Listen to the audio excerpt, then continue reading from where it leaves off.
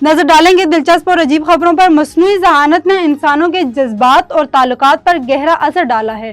हालिया दिनों में चीन में एक शख्स ने AI से तहलीक शुदा लड़की की मोहब्बत में अपनी बीवी से तलाक मांग ली। चीन के 75 साला बुजुर्ग जिनका नाम जियांग था, सोशल मीडिया पर कुछ वक्त गुजारते हुए एक AI से तहलीक शुदा लड़की की तस्वीर पर नजर पड़ी।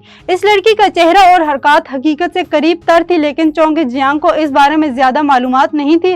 वो इसे एक हकीकी लड़की समझने लगे। मिस्र के शहर अल गर्दीका के जनरल अस्पताल में डॉक्टरों ने कामयाब सर्जरी के बाद एक शख्स के मैदे से मोबाइल फोन निकाल लिया। रेड सी हेल्थ डायरेक्टोरेट के मुताबिक मरीज को शदीद पेट दर्द था, मुसलसल के और शदीद कमजोरी की हालत में अस्पताल लाया गया था। स्कैन के दौरान इनके मैदे में एक बारिश की मौजूदगी का पता चला, जो बाद में एक छोटा मोबाइल फोन निकला जिसे मरीज ने गलती से निगल लिया था। आइस हॉकी मैच में पानलिटी देने पर एक मां बेटे की टीम के लिए रेफरी से लड़ पड़ी, जिसकी वीडियो सोशल मीडिया पर वायरल हो गई।